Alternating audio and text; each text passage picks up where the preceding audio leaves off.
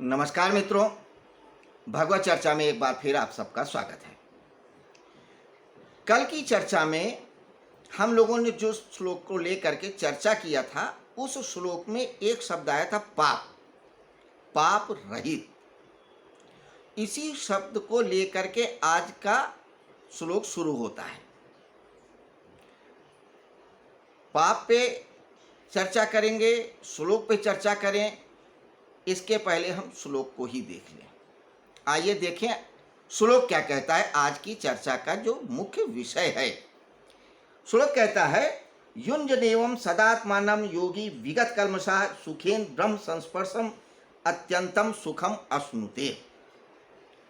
एवं आत्मानम, अपने आप को, सदा, युञ्जन, युञ्जन मतलब युञ्ज माने जोड़ना होता है, युञ्जनम जोड़ करके, यानी कि परमात्मा में लगा के, विगत कल्मषा पाप रहित योगी सुखपूर्वक, सुखेन सुखपूर्वक, ब्रह्म संस्पर्शम ब्रह्म प्राप्ति रूप अत्यंतम अत्यंतम सुख का अनुभव कर लेता है।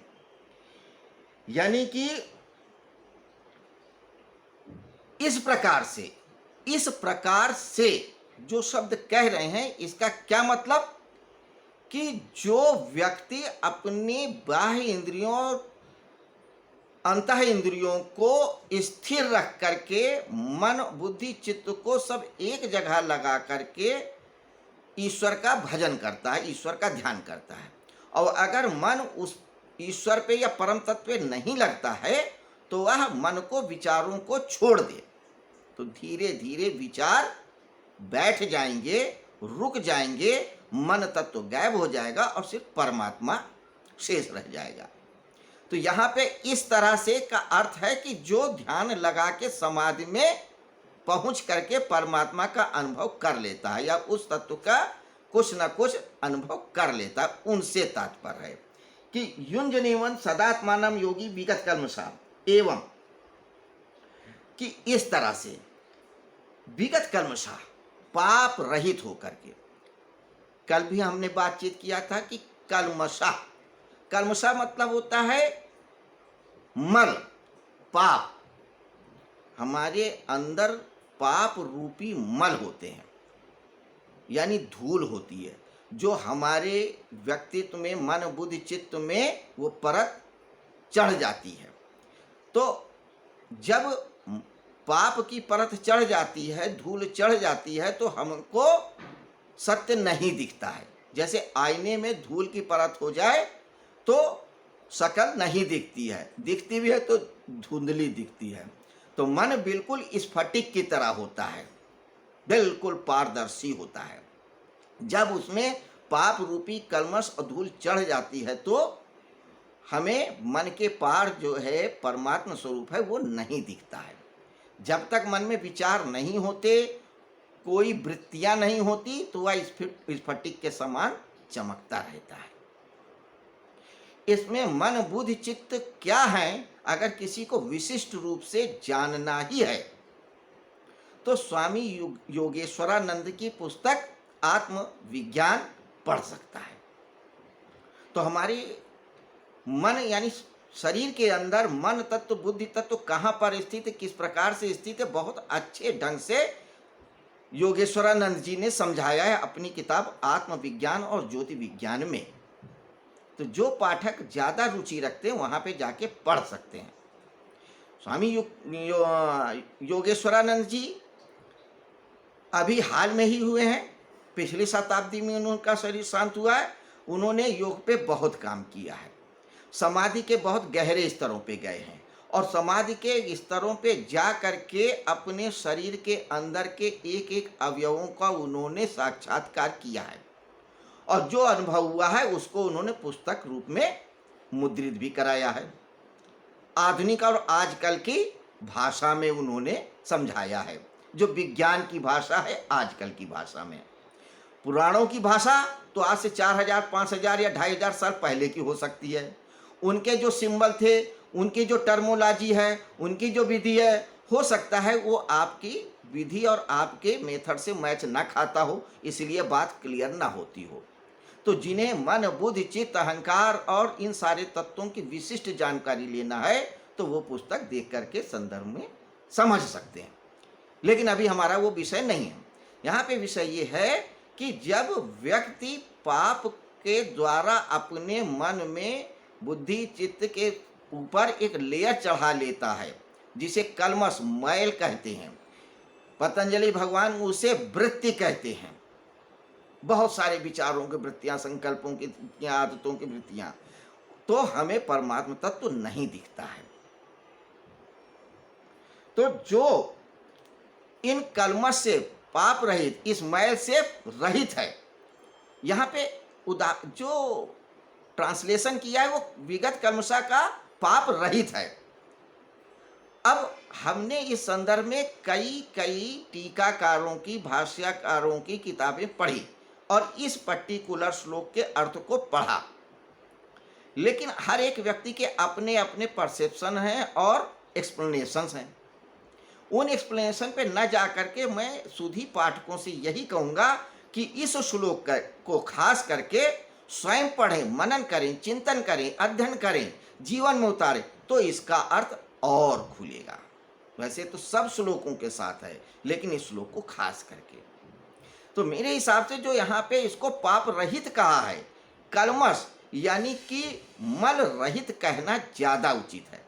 जैसे जैनियों के यहाँ जो हमारे अंदर जितनी वृत्तियाँ होती हैं उसको मैल बोलते हैं, कलमश, कि इस मैल को हटा देना है तो वह सब कुछ साफ साफ दिखेगा। जैसे आईने से मैल हटा दिया, परत हटा दिया, प्रतिबिंब साफ साफ दिखने लगेगा। तो हम तो परमात्मा ही हैं, परमात्मा का ही छोटा रूप है, उसी का अंश है, लेकिन वो मैल की वजह से नहीं दिखता। लेकिन कुछ भाष्यकारों ने, टीकाकारों ने यहाँ पे पाप रहित होकर के कहा है, यह भी अच्छा अर्थ है, यह भी विचारधारा अच्छी है, पाप रहित होकर के। एक्चुअली आप समझिए कि परमात्मा के पास हम जाते ही इसीलिए हैं क्योंकि हम पाप करते हैं। हमें पाप बोध जब होता है तो हम परमात्मा पास जाते हैं कि हे परमात्मा, हम बहुत पतित हैं, हमको पावन करो, हम बहुत पापी हैं, हमको उबार लो। अरे भाई, जब परमात्मा पास जाना ही है तो आप पाप करते ही क्यों हैं? जब आपको माफ़ी ही मांगनी है, उनके पैर ही पड़ना है, तो क्यों माफ़ी मांगो? मत करो काम। तो जिस काम से आपको पछताना ही है तो क्यों करना?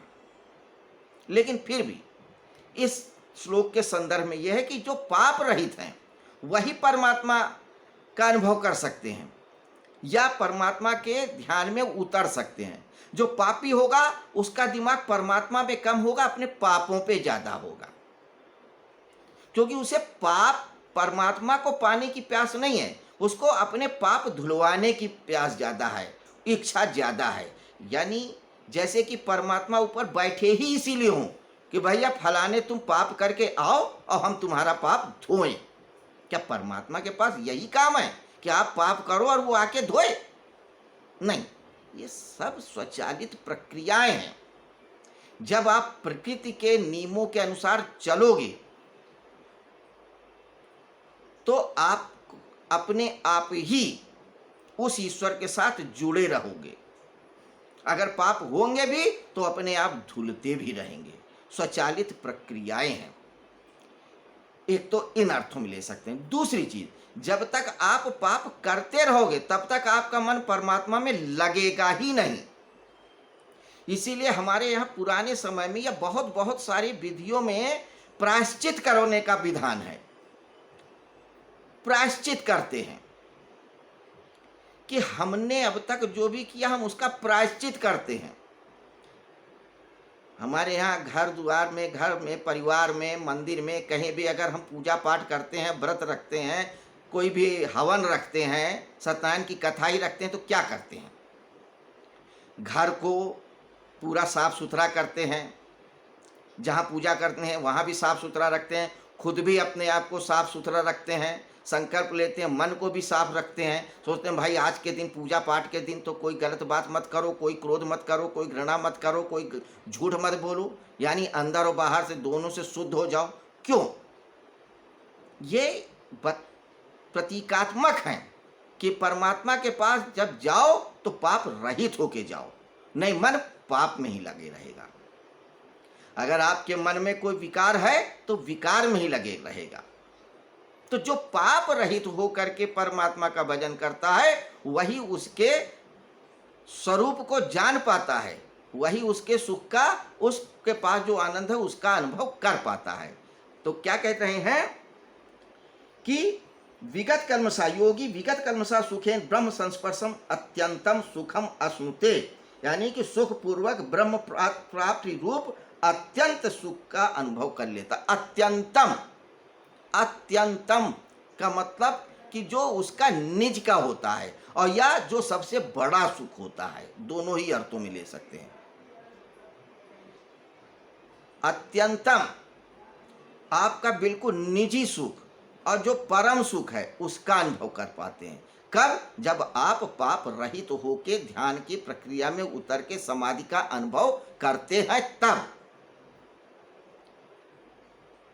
तो मन की शुचिता और तन की शुद्धता बहुत आवश्यक है ध्यान के लिए, उस परमात्मा तत्व के रास्ते पे जाने के लिए। अब रह गई है पाप की बात। तो पाप के संदर्भ में यही है कि पाप एक वो कृत्य हैं जिनसे कि हमारे व्यक्तित्व में एक विकार पैदा करते हैं, एक हीन भावना पैदा करते हैं। समाज में जो व्यवस्थाएं चल रही हैं वो सुचारू रूप से चलती नहीं है, इसलिए पाप शब्द का एक विद्वानों ने प्रयोग किया या उसे समाज में प्रचलित किया उन नियमों की, अगर आप ये कार्य करते हो तो ये पाप है।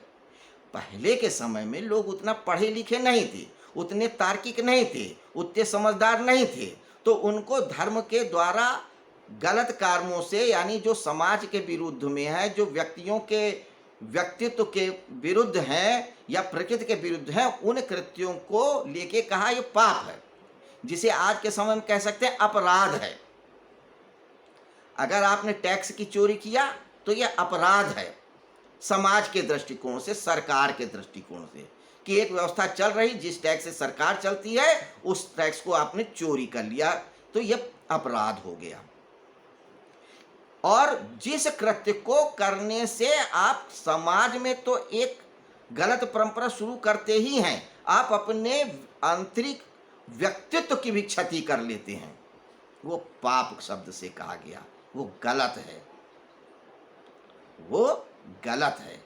पाप का सिर्फ यही अर्थ है।